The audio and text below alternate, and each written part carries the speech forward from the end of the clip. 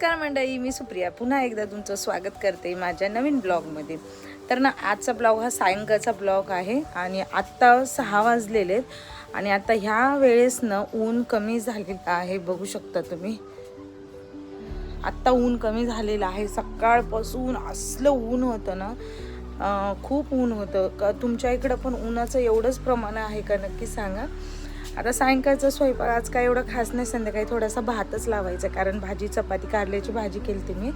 भाजी शिल्लक आहे, डाळ आहे, भात आहे, भात लावायचं, चपाती आहे आणि थोडंसं घरातलं ना आवरायचं होतं, म्हणजे कपडे वगैरे घडी घालायचे आहेत. तेवढं तर ते रोजचंच काम आहे, ते करते आणि मग तुम्हाला भेटते. पण त्याच्या आधी एक तुम्हाला ना गंमत दाखवते आमच्या कूलरची. हे बघा, ते कूलर चालतं असं काय चालू आहे, कारण सोहम झोपलेले, झोपल्याने सोहमचे पप्पा झोपलेले.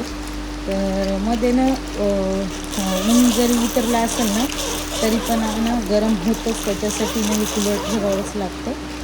तर इथं लावलं आहे मी दारामध्ये आणि सोहम झोपलं आणि इकडे सोहमचे पप्पा झोपलेले, तिथं समोर झोपलं आणि मी मस्तपैकी तयार झालेली आहे, कामं करायची आहेत. चला, हा कोपरा मला सगळं आवरून घ्यायचा आहे. आधी तुम्ही बघू शकता किती मी एवढे सगळे कपडे, आज पाणी आलतं ना तर एवढे सगळे कपडे धुतलेले आहेत. आता हे सगळे कपडे घड्या मारून ठेवायचे आहे. लवकरच पावसाळा लागणार आहे आणि पावसाळा लागला की मग हे असे जे मोठे मोठे बिछाने वगैरे असतात ना ते वाळत नाही. मग जेवढं होईल तेवढं ना मी हे पावसाळ्याच्या आधी कामं करून घेते, जेणेकरून नंतर ना पावसाळ्यामध्ये ना कपड्यांचा आंबट वास येतं, कपडे वाळत नाही. त्याच्यासाठी हे मोठमोठे जे सतरंज आहेत. आणि तुम्हाला तर माहीत आहे सोलापूर हे चादरीसाठी खूप प्रसिद्ध आहे, चादरी सतरंजा. तर मी ह्या घेतलेल्या सतरंजा तुम्हाला मी दाखवते, वापरल्यात म्हणून धुतलेले आहेत. आणि आता हे बाकीचे सगळे कपडे घडी मारून ठेवते आणि या कोपऱ्याचं मेकओव्हर करून टाकते. तर चला, तर मग जास्त वेळ नका, आता पटापट म्हणलं आवरून घ्यावं. आणि मग इकडं कपडे घडी घालायला टावेली सगळं इथंच राहिलेलं आहे. आता म्हणलं चला पटकून घडी घालून घ्यावं. पहिला तर ह्या मोठे जवर बिछाने आपण घडी घालत नाही ना तोवर ना असं वाटतच नाही की सगळा पसारा सरला आहे म्हणून.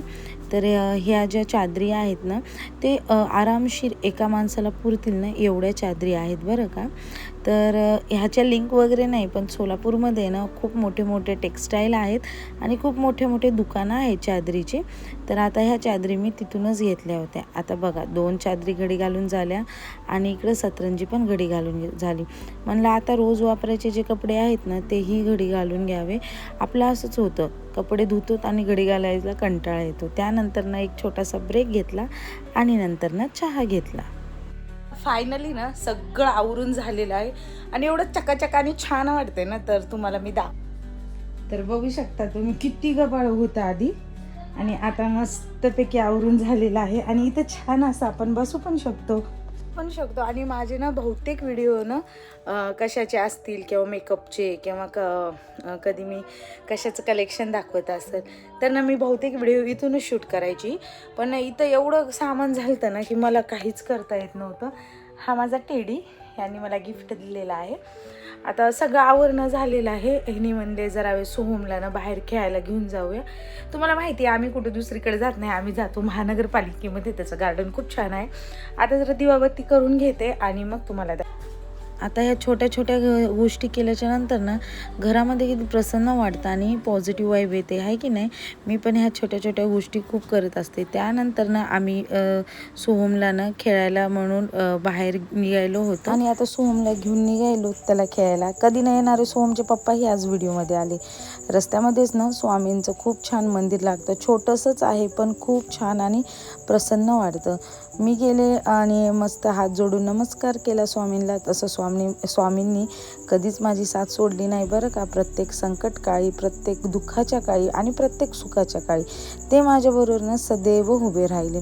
माझा तर खूप अटूट विश्वास आहे बरं का स्वामींवरती.